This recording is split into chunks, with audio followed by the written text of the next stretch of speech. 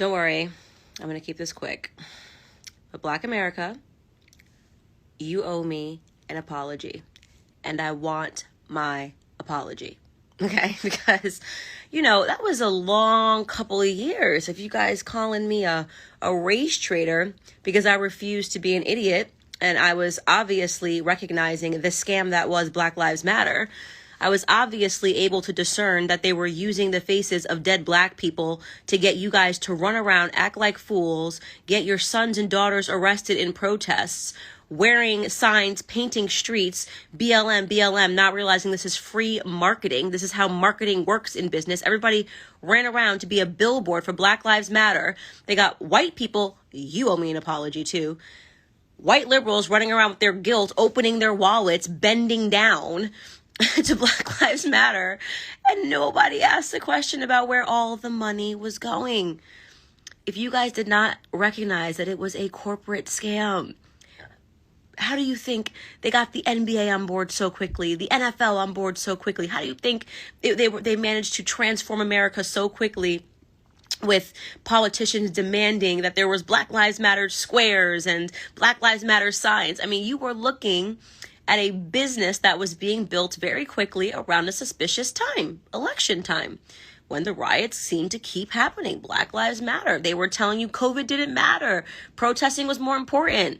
Anybody with common sense knew that this was a money laundering operation. Anybody with common sense knew that Black Lives Matter was raising money for something other than Black people.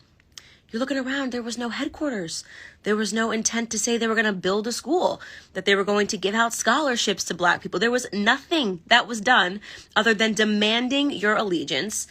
And some of you guys, a lot of you guys got on board and got angry at CANDACE Owens and other people too, who were telling you that this was a scam. You called me so many racist names and said that I betrayed my race, when in reality, you were betraying your intelligence. You were too emotional to see what was obvious and right in front of you.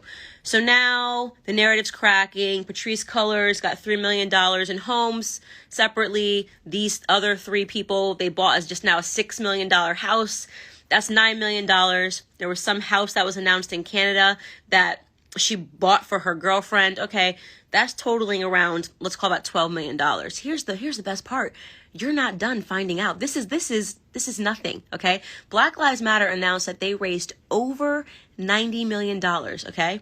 They were funded, they were bussed. All of this stuff was paid for by white Democratic operatives, right? Where's the rest of the money? They're getting you focused to look at the three Black people, but those people were at the bottom of the organization, okay? These people were just dogs that were willing to betray their race, were willing to let Black people get arrested, were willing to allow, Black Americans to riot in the streets for these young kids to get records. They didn't care, right? Those were just your average day hustlers, these three women, right? These three Black women were just your regular day of scam artists, right? Like, that's just the stuff that you see. How do you guys recognize scam artists? They're at the bottom. Who's at the top? That's the question you should be asking yourself.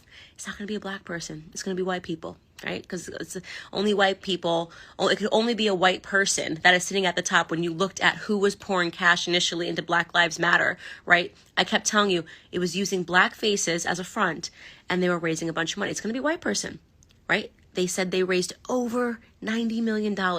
So far, we've accounted about 10, 11, maybe $12 million that has been scammed from you guys. Where's the rest of the money? Okay? Ask yourself that question. Maybe it's time to look into all of the charities that said that they were backing Black Lives Matter when they were lying, saying that they were 501c3. They were never a charity. Black Lives Matter Global Network was never a charity. But you had, what was it called? Thousand Currents, which had some old school Clinton operatives that were running it. And I was telling you guys that this was a scam and that it was political and that nobody that was sitting on a stage screaming about Black lives cared about Black lives whatsoever. Now, you attacked me. I want my apology. That's all I'm saying. That's all I'm going to say here is you owe me an apology. And I'm going to get it. And by the way, I'm going to forgive you because I'm a good person, right? I'm a good person.